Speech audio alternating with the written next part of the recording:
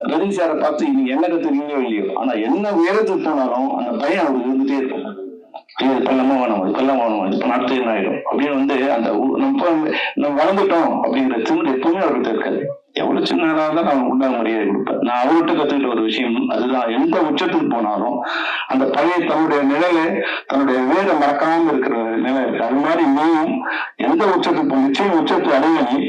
எந்த உச்சத்துக்கு போனாலும் அந்த அதே பண்போடு இருக்க வேண்டியதுதான் என்னுடைய வேண்டுகோள். தொழில வந்து எப்பவுமே வாரிசு இப்ப வந்து ராமாரோட பையன் வெங்கடேஷ், ஒரு ஏஎன்ஆர் பையன் வந்து வேலாஜனா, சிரஞ்சீவி பையன் வந்து ராம்சரன், அல்லு அர்ஜுன் பையன் வந்து அல்லு அர்ஜுன், இது மாதிரி வந்து அங்க வாரிசு வந்து ஒர்க் அவுட், பெரிய ஒர்க் அவுட் ஆயிருக்கும். இங்க என்னன்னா, இங்க பெரும்பாலும் என்ன ஆகும்னா அந்த வாரிசு மேல ஒரு கோபம் வரும். இங்க எல்லாருமே நடிக்கணும்னு ஆசைப்படுவோம்ல, இவங்க அப்பா ஹீரோ அதனால இவங்க கொண்டு வந்துட்டாங்க அப்படிங்கிற ஒரு வெறுப்பு வந்து பையன் மேல ஒரு இது இருக்கும். அதை மீறி வர வேண்டிய இது வந்து தமிழ்நாட்டுல கொஞ்சம் அதிகம். அதனால தனுஷ் வந்தது வந்து கஸ்தூராஜாவில இல்லப்ப, நீங்க வந்து தனுஷ் வந்தது தனுஷால செல்வராகவன். ஏன்னா ஒரு அப்ப ஒரு ஆல்பட்சத்துக்கு ஆபீஸ்க்கு வந்தாரு வந்து கஸ்தூராஜ் சார் 90 இது எடுத்துட்டு இருந்தாரு.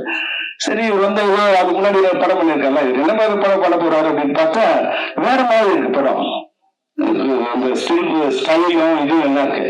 நான் சொன்னேன் கஷ்டம், நீங்க பண்ண மாதிரி இல்லையே, வேற மாதிரி இருக்கு அப்படின்னு நான் சொன்னேன்.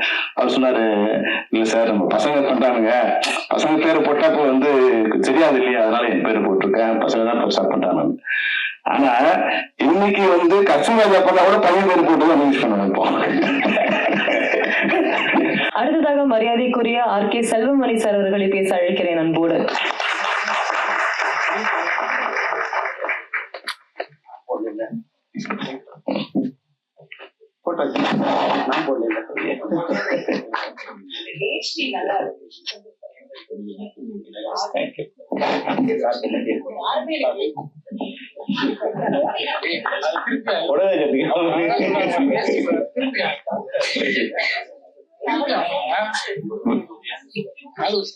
வெட்டு திரைப்படத்திற்கு இசை வெளியீட்டிற்கு வருகை தந்துள்ள பத்திரிகையாளர்கள், ஊடகவியலாளர்கள், நண்பர்கள், சகோதரர்கள் மற்றும் வெற்றி திரைப்பட குழுவின் அனைத்து தொழில்நுட்ப கலைஞர்களுக்கும், மேடையில் இருக்கின்ற என்னுடைய நண்பர் கஸ்தூராஜ் அவர்களுக்கும், என்னுடைய இனிய நண்பர் ரவிமணி அவர்களுக்கும், அம்மா ராஜசேகர் அவர்களுக்கும், தயாரிப்பாளர் வேங்கை ஐயனார் அவர்களுக்கும் பெருமாக்கும் என்னுடைய இதயம் கணிந்த நன்றி, வாழ்த்துக்கள். உண்மையாவே இந்த திரைப்படத்தை நான் முதல்ல வந்து பிரேம் நான் கூப்பிட்டாரு வந்து நீங்க வரணும்னா, பெரும்பாலும் வந்து நான் கலந்துக்கும் போது 2-3 விஷயங்களை வந்துதான் அது வந்து, ஏன்னா நிறைய ஒரு சின்ன பழமொழி இருக்கு, நாய்க்கு வேலை இல்லை ஆனா நிக்க நேரம் இல்லை மாதிரி. பெரிய வேலை, என்னோட வேலை எதுவும் இல்லை ஆனா ஓடிக்கிட்டே இருக்க ஒரு சுச்சுவேஷன் இருக்கும்போது நிறைய கொஞ்சம் அவாய்ட் பண்ணுவோம். ஆனா பிரேம்நாத் வந்து என்னுடைய 30 வருஷத்துல வந்து என் கூடவே நிழல் மாதிரி வந்து வந்துட்டே இருப்பார். நான் எங்க போனாலும் அங்க வந்துட்டே இருப்பாரு. ஒரு நம்ம மேல மிகப்பெரிய அபிமானம் உள்ளவர். இருந்தாலும் வந்து சில படங்களை போயிட்டு நான் என்ன பேசுறதே தெரியாம போயிட்டு ஏன் வந்து நினைப்போம் இல்லையா, அதனால வந்து அந்த ட்ரெய்லர் முதல்ல காமிடான்னு சொன்னேன். அந்த ட்ரெய்லரை பார்த்த உடனே உண்மையாவே மிகப்பெரிய சந்தோஷமா இருந்தது. ஒரு நல்ல திரைப்படத்தை நம்ம போய் துவக்கி வைக்க போறோம் அப்படிங்கிற அளவுக்கு அந்த ட்ரெய்லர் பார்த்த உடனே இருந்தது. அதுபோல அந்த ட்ரெய்லர்ல ஒரு ஷாட் வந்து அந்த ஹீரோவை நடிக்கிற ராகேந்திர ஷாட் பார்த்த உடனே இந்த பையன் நிச்சயமா எதிர்காலத்தில் ஒரு மிகப்பெரிய ஹீரோ வரக்கூடிய அம்சம் எல்லாம் அதுல இருக்கு. நான் செம்பருத்திக்கு வந்து ஏறக்குறைய ஒரு 10-12 ஹீரோ ஷூட் பண்ணிட்டே இருக்கேன்.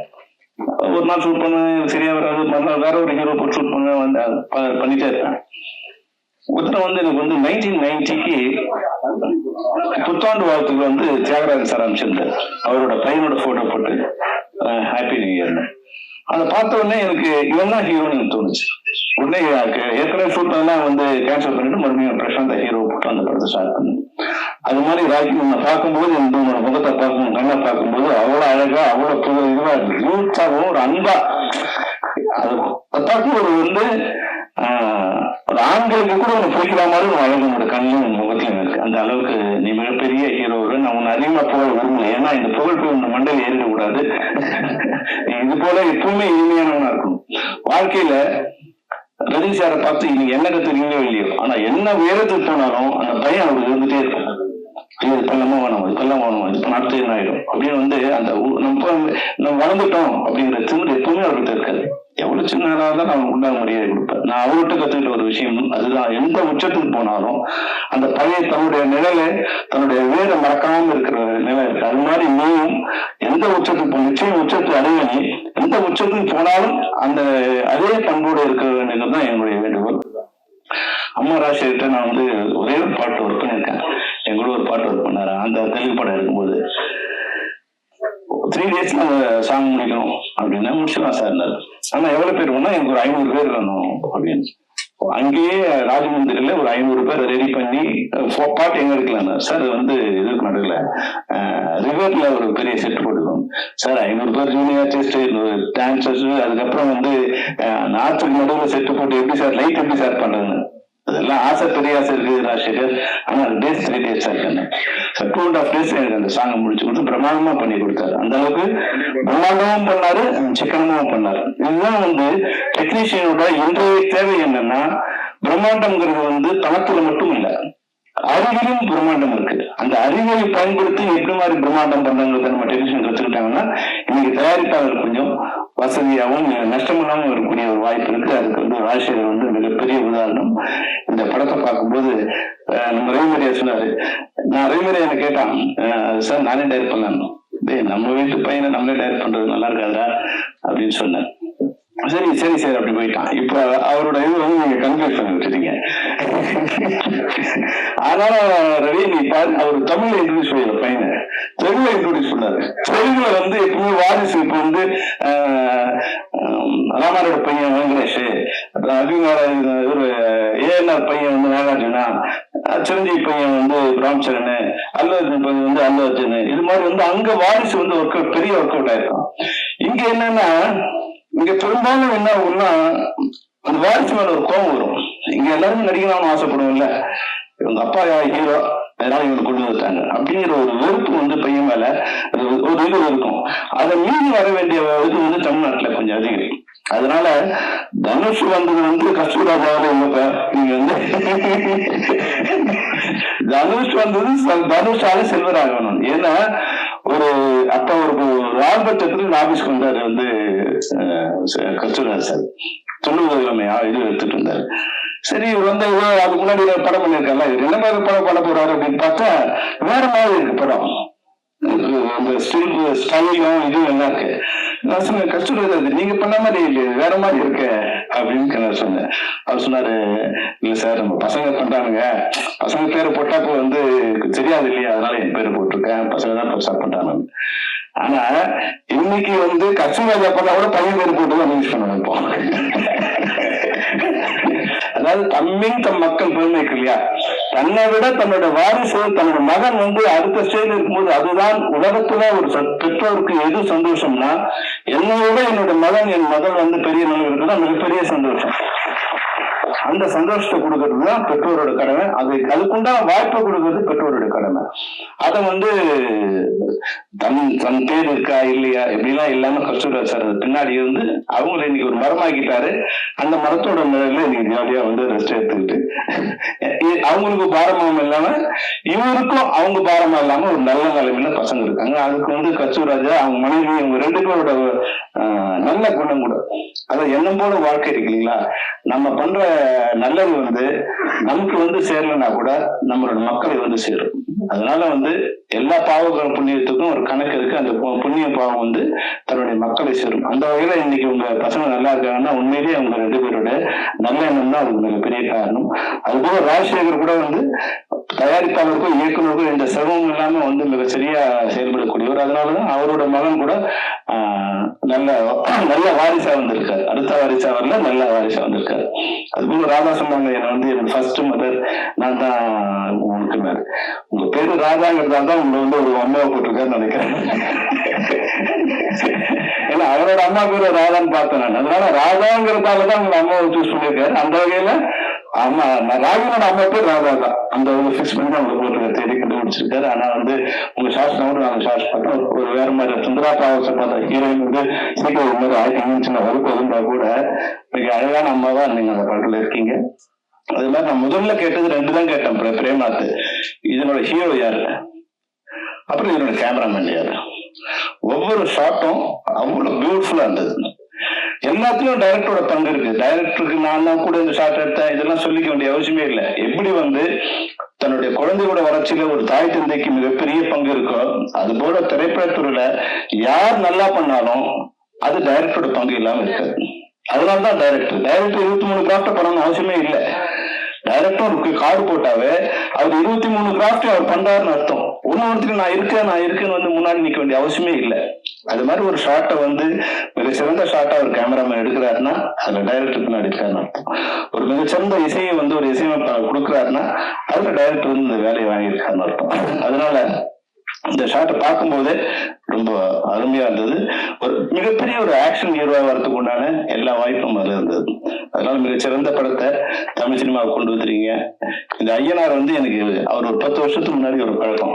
அவங்க ஊருக்கு ஏதோ ஒரு ஃபங்க்ஷன் எனக்கு கூப்பிட்டுருந்தாரு. ஏதோ ஒரு நாள் முடிய போற உறவு நினைச்சேன். அங்க போன பார்த்தா அவர் அந்த ஊருக்கு ஒரு சூப்பர் ஸ்டாரா இருக்காரு.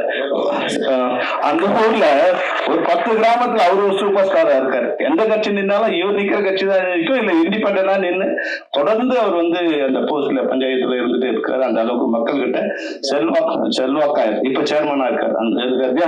அந்த வகையில வந்து நான் பார்க்கும்போது அவர் இவரா இருந்தாரு, நீ சேர்மனா வந்திருக்காரு. அதாவது இண்டிவிஜுவலா நின்று அந்த அளவுக்கு எல்லாரோடையும் அன்பாவும் அவங்க தேவையை உணர்ந்து செயல்படுத்தக்கூடிய ஒரு விழாவுக்கு அவரோட போனேன். இன்னைக்கு தயாரிப்பாளராக வந்திருக்காரு. ஒரு படத்தோட ஒருத்தரோட இணைந்து நீங்க வந்து இந்த படம் எடுத்துறீங்க. விரைவில் நீங்க ஒரு நிரந்தர நல்ல தயாரிப்பாளர் வரணும். அதுலயும் பிரேம்நாத் வச்சுட்டு இருக்கணும். நீங்க நாங்க கஸ்ட் மாறி இருக்கோம், 10 வருஷமா உங்களுக்கு பாக்குறோம், கஸ்ட் மாறிட்டே இருக்கோம். ஆனா அதை அரேஞ்ச் பண்றவர் வந்து பிரேம்நாத் தான் இருக்காரு. அதனால எங்க போனாலும் பிரேம்நாத் கூட தான் இருப்பீங்கன்னு எனக்கு தெரியும். இருந்தாலும் பிரேம்நாத் எப்படின்னா வந்து அந்த அன்புக்கு கட்டுப்பட்டவர் பிரேம்நாத். என்ன இதுவா இருந்தாலும் என்ன சிரமமா இருந்தாலும் நைட்டு 12 மணிக்கு நான் ஒரு வேலை சொன்னாலும் காலையில 5 மணிக்கு கொண்டு வந்து அது நிறுத்துவார். நைட்டு எல்லாரும் தூங்கின பிறகு சொன்னாலும் மக்கள் விழிக்கிறதுக்கு முன்னாடி கொண்டு வந்து அதை செஞ்சு முடிச்சிருவாரு. அதனாலதான் நான் வெளிநாட்டுல இருந்தா கூட எனக்கு இந்த ஷாட்டை பார்த்தோம்னா முதல்ல வந்து இந்த வெட்டுன்னு ஒண்ணு இருந்தது. அது பார்க்கும்போது கொஞ்சம் ரக்கடா பழைய மாஸ் படங்களோட இது மாதிரி இருந்தது. இப்ப சேஞ்ச் ஆயிருக்கு, அதனால கொஞ்சம் சேஞ்ச் பண்ண நல்லா இருக்கும் அப்படின்னு சொன்னேன். அதுல ஒரு ஷாட் ஒரு டைலாக் எனக்கு ரொம்ப பிடிச்சிருந்தது. அதாவது வந்து காதலிக்காக சாகிற பார்த்திருப்போம், ஆனா அம்மாவுக்காக சாகிற ஹீரோ பார்த்திருக்கீங்களான்னு. அப்போ இது அம்மாவை பேஸ் பண்ண ஒரு கதையா இருக்கும் அப்படின்னு வந்து அம்மா மூலமாவே அந்த டைட்டில் சரி பண்ணா நல்லா இருக்கும். ஒரு சின்ன ஒரு ரஃபா ஒண்ணு, ஏன்னா இவருக்கு நான் சொல்லி அது முக்கால் டிசைன் எனக்கு புரியாது. அதனால எனக்கு வந்து மேக்ஸ் நல்லா தெரிஞ்ச ஒரு அம்மாவிட்ட வீடியோ கால் பண்ணி கொடுத்து ஒரு ஐடியா சொன்னேன். அது நல்லா இருந்தா பாராட்டுங்க, நல்லா இருந்தாலும் அந்த விமர்சனத்தை நான் எடுத்துக்கிறேன். ஏன்னா ஒரு சின்ன ஒரு ஐடியா, அந்த ட்ரைலரை பார்க்கும்போது இந்த நிகழ்ச்சியில நம்ம கலந்துக்கணும், இதுல நம்ம கான்ட்ரிபியூஷன் இருக்கணும். இதுல எப்பவுமே ஜெயிக்கிற கட்சிக்கு தான் நிறைய பேர் ஓட்டு போடுவாங்க. நம்ம ஜனங்கள்ல ஒரு 30% வந்து கட்சி சார்பா போடுவாங்க. அது 40% என்ன பண்ணுவாங்கன்னா எந்த கட்சி ஜெயிக்கும், என் ஓட்டு வந்து வேல்யூபிளா இருக்கணும். டேய் எப்படி ஓட்டு வேல்யூபிளாங்க இவங்க போறேன்னு இல்ல சார், இதுதான் ஜெயிக்கிற மாதிரி இருக்கு, அதனால அப்போ அந்த சதவீதம் 40%. அதுதான் வந்து தமிழ்நாட்டை வெற்றி தொழில் தீர்மானிக்கும். அது போல இது கூட நம்ம ஒரு சிரத்தை எடுக்கிறதுனா 2-3 விஷயங்கள் இருக்கு. ஒண்ணு பிரேம்நாத் மேல இருக்கிற ஒரு தனிப்பட்ட அன்பு. அந்த அன்புக்கு சரி கூப்பிட்டாரு வந்தாருன்னு வாழ்த்திட்டு போயிடுவோம்னு நினைப்போம். ஆனா அந்த படத்தை பார்க்கும்போது அதுல வந்து ஒரு படைப்பாளியா நான் என்னுடைய சிரத்தையை செலுத்தணும்னா அந்த படம் என்னை வந்து கவர்ந்து இருக்கணும், என்னை வந்து அதை வந்து என்னோட மைண்டுக்கு ஏறி இருக்கணும். அந்த வகையில வந்து அந்த ட்ரைலரை பார்த்த உடனே இதுல நம்ம ஏதோ ஒன்று பண்ணலாம் அப்படிங்கிற அளவுக்கு நிச்சயமா அந்த ட்ரெய்லர் பெருமையாக சொல்ல, அது புகழ்ச்சியாக சொல்லல, அந்த ட்ரெய்லர் வந்து உண்மையாவே எனக்கு பிடிச்சிருந்தது. அந்த படமும் ஒரு ஸ்டைலா இருக்கும். ஏன்னா ரணம் படம் பார்த்துருக்காரு, அம்மா ராஜசேகரோட படம் பார்த்துருக்காரு, அது வேற மாதிரி ஒரு ஸ்டைலா இருந்தது. அவர் வந்து ஒரு 300 படத்துக்கு டான்ஸ் மாஸ்டர் ஒர்க் பண்ணியிருக்காரு. அந்த வகையில டைரக்ஷன் எப்படி ஷார்ட் எப்படி இருக்கணுங்கிறது தெரியும். அதுக்குள்ளே அந்த ஒரு பாடலுக்குள்ளே வந்து ஒரு கதையை கொண்டு வர ஃபர்ஸ்ட் டெக்னிக்கா வந்து எனக்கு தெரிஞ்சு ராஜசேகர் தான் கொண்டு வந்தாரு. முன்னாடியே கொண்டு வந்தாலும் எல்லாம் தெரியாது. யானறிந்த மொழிங்கிற மாதிரி யானறிந்த சினிமாவில் ஒரு பாடலுக்குள்ள ஒரு கதையை கொண்டு வர ஒரு டெக்னிக் வந்து ராஜசேகர் புகுத்திருந்தார். அந்த வகையில ஒரு பாடலுக்குள்ளே கதையை கொண்டு வர ஒரு திரைப்படத்துக்குள்ள மிகப்பெரிய கதையை கொண்டு வந்திருப்பான்னு நினைக்கிறேன். இந்த கதை ஒரு சிம்பிள் ஸ்டோரி மாதிரி தெரிஞ்சது, ஆனா ஒரு பெஸ்ட் ஸ்டோரி. இந்த திரைப்படத்தின் மூலமாக நிச்சயமாக தமிழ் சினிமாவுக்கு ஒரு நல்ல தயாரிப்பாளர், ஒரு நல்ல ஹீரோ, ஒரு நல்ல அம்மா எல்லாமே கிடைச்சிருக்காங்க. உங்க அனைவருக்கும் என்னுடைய மனமார்ந்த வாழ்த்துக்கள். வாழ்க. நன்றி, வணக்கம். நன்றி சார். அடுத்ததாக மரியாதைக்குரிய கஸ்தூரி ராஜா அவர்களை பேச அழைக்கிறேன் sir. Please share a few words sir. ஒரு பெரிய கைத்தட்டலோட அவர் அமெரிக்கா.